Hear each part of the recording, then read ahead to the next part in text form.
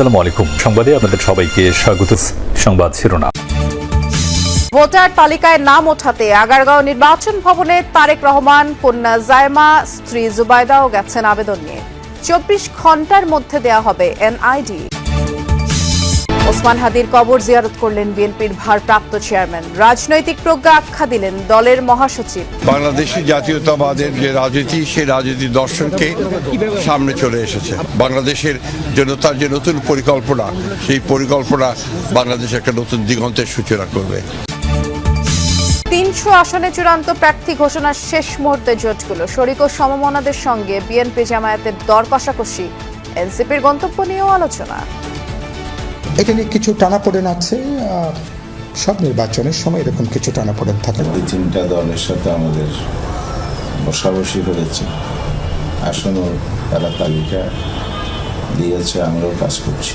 কোন ফরম্যাটে এই নেগোসিয়েশনটা হবে এ ব্যাপারে চূড়ান্ত কিছু বলা যাচ্ছে না, সেটা হয়তো আরও কিছুদিন পরে। আলোচনাটা চলছে দুই তরফেই এবং অন্যান্য দলের সাথে আমাদের আলোচনা হচ্ছে। কক্সবাজার ঘাটের কাছে আগুনে পুড়ল সেন্ট মার্টিনগামী জাহাজ দ্য আটলান্টিক ক্রুজ। এক ক্রুর মরদেহ উদ্ধার। একেবারে অনাকাঙ্ক্ষিত একটা বিষয়, যেটা এটা যদি সাগরের মাঝখানে হতো যাত্রী সহ, তাহলে কি অবস্থা হতো। অসতর্কতার কারণে এই ধরনের একটি অ্যাক্সিডেন্ট হয়েছে। আগুন অনেকভাবে ছড়িয়ে গেছে ব্যাপকভাবে। সর্বশেষ সবচেয়ে এখন আমরা নিবেদিত উপরের দিকে নির্বাপক পাইছে দিকে। আমরা যেমনটি জানতে পেরেছি, জাতীয় পরিচয়পত্র নিবন্ধনের জন্য আগারগাঁও নির্বাচন ভবনে পৌঁছেছেন তারেক রহমান। এই গাড়িবহরের সাথেই আছেন সহকর্মী রেদওয়ান আহমেদ এবং আরো 2 জন সহকর্মী আছেন নির্বাচন ভবনের সামনেই। আমরা প্রথমেই যাচ্ছি সহকর্মী রেদওয়ানের কাছে, তিনি অপেক্ষা করছেন। রেদওয়ান, আমরা মাত্রই জানলাম যে খুব সম্ভবত তারেক রহমানের যে গাড়িবহরটি সেটি পৌঁছে গেছে নির্বাচন ভবনে। আপনি যেহেতু গাড়িবহরের সাথেই আছেন, আপনি একটু আমাদেরকে জানান সবশেষ কি আপডেট আছে সংক্রান্ত। একটা ঠিক তখনই কিন্তু তারেক রহমানের যে গাড়িবহর, ঠিক তখনই কিন্তু তারেক রহমান সেই নির্বাচন ভবনের ভেতরে প্রবেশ করেছেন এবং এখন পর্যন্ত শুধুমাত্র তারেক রহমানের গাড়িটি ছাড়া এবং তার নিরাপত্তা রক্ষীরা ছাড়া আর কোনো গাড়ি কিন্তু এই নির্বাচন কমিশনের ভবনের আশপাশেও যেতে দেওয়া হয়নি, কেননা এখানে নিরাপত্তার দায়িত্বটি পালন করছেন সেনাবাহিনীর সদস্যরা। যেমনটি বলছিলাম যে পুরো রাস্তা জুড়ে কিন্তু বিপুল সংখ্যক পুলিশ, র্যাব, আর্মি, বিপুল সংখ্যক এপিবিএন সদস্যদের ছিল নিরাপত্তায়। কিন্তু এই নির্বাচন কমিশন এলাকায় যখন আমরা প্রবেশ করেছি, ঠিক তখনই কিন্তু সেনা সদস্যরা সবগুলো গাড়িবহর কিন্তু তারা আটকে দেয়। শুধুমাত্র তারেক রহমানের যে গাড়িবহর, শুধুমাত্র সেই গাড়িবহরগুলো ভিতরে প্রবেশ করেছে কিছুক্ষণ আগেই। এখন পর্যন্ত আমরা যেটি দেখতে পেরেছি যে এই বাংলা মোটর থেকে আগারগাঁও হয়ে ঠিক নির্বাচন কমিশনের ভবনে কিন্তু তারেক রহমান প্রবেশ করেছেন এবং যেমনটি জানতে পেরেছি যে তার পরিবারের সদস্যরাও সেখানে অপেক্ষা করছেন এবং কিছুক্ষণের মধ্যেই হয়তো তার যে নির্বাচনের যে ভোটার হওয়ার প্রক্রিয়া সেটি সম্পন্ন করবেন এবং সম্পন্ন করার পরপরই কিন্তু তিনি এইখান থেকে চলে যাবেন বসুন্ধরা যে এভার কেয়ার হাসপাতালটি রয়েছে সেই হাসপাতালের উদ্দেশ্যে। ইনকিলাব মঞ্চের মুখপাত্র শরীফ ওসমান হাদির কবর জিয়ারত করলেন বিএনপির ভারপ্রাপ্ত চেয়ারম্যান তারেক রহমান। এর আগে ফুল দিয়ে শ্রদ্ধা নিবেদন করেন তিনি। এরপরে জাতীয় কবি কাজী নজরুল ইসলামের সমাধিতে পুষ্পস্তবক অর্পণের মাধ্যমে শ্রদ্ধা নিবেদন করেন বিএনপির ভারপ্রাপ্ত চেয়ারম্যান। এর আগে জাতীয় কবির কবর জিয়ারত করেন তিনি। 1 মিনিট নীরবে দাঁড়িয়ে কবির প্রতি গভীর শ্রদ্ধা জানান। এর আগে ঢাকা বিশ্ববিদ্যালয় এলাকায় বিএনপির ভারপ্রাপ্ত চেয়ারম্যানের গাড়িবহরকে স্বাগত জানায় ছাত্র দলের বিপুল সংখ্যক নেতাকর্মী।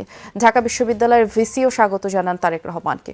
ওসমান হাদির কবর জিয়ারতের আনুষ্ঠানিকতা শেষে বের হবার পথে বিশ্ববিদ্যালয় থেকে শাহবাগ মোড় হয়ে পথে পথে নেতাকর্মীদের অভিনন্দন গ্রহণ করেন তারেক রহমান। তিনিও গাড়ি থেকে হাত নেড়ে শুভেচ্ছা জানান সবাইকে। সময় ফুরিয়ে আসছে, কিন্তু এখনো কোনো দলেরই 300 আসনের প্রার্থিতা চূড়ান্ত হয়নি। মনোনয়নপত্র দাখিলের আগে শতভাগ চূড়ান্ত হবে কিনা তা নিশ্চিত নয়। নির্বাচনী আসন সমঝোতা নিয়ে অসন্তোষ আছে বিএনপির শরিক দলগুলোর মধ্যে। এদিকে জামায়াত ইসলামী ও সমমনা দলগুলোর মধ্যে আসন ভাগাভাগি নিয়ে মতভেদ আছে। সমমনা 7টি দলের বাইরে দলটির সাথে আলোচনায় আছে এনসিপি সহ একাধিক দল। সময় যত গড়াচ্ছে নির্বাচনে রাজনৈতিক দলগুলোর আসন সমঝোতা তত কঠিন হচ্ছে। বিএনপি, জামায়াত ইসলামী, এনসিপি সহ দলগুলো এখনো শতভাগ আসনে প্রার্থী চূড়ান্ত করতে পারেনি। জোটবদ্ধ হলেও নির্বাচন করতে হবে নিজ প্রতীকে। আরপিওর এমন সংশোধনের পর জোট ও শরিকরা নানা হিসেব কষছে। কে কত আসন পাবে, কয়টায় দেয়া হবে ছাড়, এই নিয়ে এখনো দর কষাকষিতে দলগুলো। মুফতি রশিদ বিন ওয়াক্কাস ইসলামী ঐক্য জোট যুগপৎ আন্দোলনের শরিক ও সমমনা দলগুলোর সঙ্গে আসন সমঝোতা সমঝোতা প্রায় চূড়ান্ত করেছে বিএনপি। 272টি আসনে দলীয় সম্ভাব্য প্রার্থীর নাম ঘোষণা করা হয়েছে। বাকি 28টি থেকে সমঝোতার মাধ্যমে শরিকদের দেয়া হবে। যুগপৎ আন্দোলনের শরিক ও সমমনা দলগুলোর সঙ্গে আসন সমঝোতা প্রায় চূড়ান্ত করেছে বিএনপি। 272টি আসনে দলীয় সম্ভাব্য প্রার্থীর নাম ঘোষণা হয়েছে। বাকি 28টি সমঝোতার মাধ্যমে শরিকদের দেয়া হবে। এখন পর্যন্ত প্রায় 14টি আসনে শরিক দলের প্রার্থীদের নামও ঘোষণা করেছে দলটি। যেসব আসনে সমঝোতা হবে সেখানে প্রার্থী দেবে না বিএনপি। যদি বোঝাপড়া থাকে অনেক কিছুই করা সম্ভব। এই তো এটা নিয়ে কিছু টানাপোড়েন আছে, সব নির্বাচনের সময় এরকম কিছু টানাপোড়েন থাকে, আপনি জানেন এটা। এবারও তার ব্যতিক্রম না, কিন্তু এবার আমরা একটু গুরুত্বপূর্ণ, বিএনপি যেহেতু বড় দল, তাদের আমরা বড় ঔদার্য আমরা আশা করেছিলাম। সরকার গঠন করলে সরকার কিভাবে বাকিরা অংশ হতে পারে তারা এটা বিবেচনার মধ্যে আছে। এরপরে সংরক্ষিত নারী আসন আছে, আপার চেম্বার গঠিত হলে উচ্চতর কক্ষ, সেখানেও একটা অ্যাকোমোডেট করবার সুযোগ আছে। কিন্তু ব্রডলি ন্যাশনাল পলিটিক্সে এখনো পর্যন্ত এক ধরনের বোঝাপড়ার জায়গাটা আমরা বাড়িয়ে তুলবার, অব্যাহত রাখার একটা সচেতন চেষ্টা বিএনপির দিক থেকেও আছে, আমাদের দিক থেকেও আছে। সংস্কার, জুলাই হত্যাকাণ্ডের বিচার, গণভোট সহ 5 দফা দাবিতে মাঠে আন্দোলন করছে জামায়াত সহ 8টি সমমনা দল। রাজপথের এই ঐক্যকে নির্বাচনের মাঠে কাজে লাগাতে চায় দলগুলো। আসন সমঝোতাও প্রায় চূড়ান্ত। তবে এনসিপির সাথে আলোচনার কারণে খেলাফতে মজলিসের নাখোশ নিয়ে কানাঘোষা আছে। যদিও একে গুজব বলছেন জামায়াতে ইসলামের সহকারী সেক্রেটারি জেনারেল। জানান, এনসিপি সহ একাধিক দলের সাথে আলোচনা চলছে। শনিবার সন্ধ্যায় সমমনা দলগুলোর শীর্ষ নেতৃত্বের সাথে বসবে তার দল। 2-3টা দলের সাথে আমাদের বসাবসি হয়েছে, আসনও তারা তালিকা দিয়েছে, আমরাও কাজ করছি। আরও প্রায় ডজনখানিক দল আছে যারা যোগাযোগের মধ্যে আছে, আসতে চাই। তা আমরা কতটুকু আসলে স্পেস দিতে পারবো, যেহেতু আমরা 8 দল একসাথে দীর্ঘদিন কাজ করে এই জায়গায় আসছি। সংখ্যার নীতি তৈরি করে নিয়ে গেল আমরা ওই যে নীতি যেটা হচ্ছে বিজয়, যদি কিছু টুকটাক থাকে এটা পুরো করা যাবে।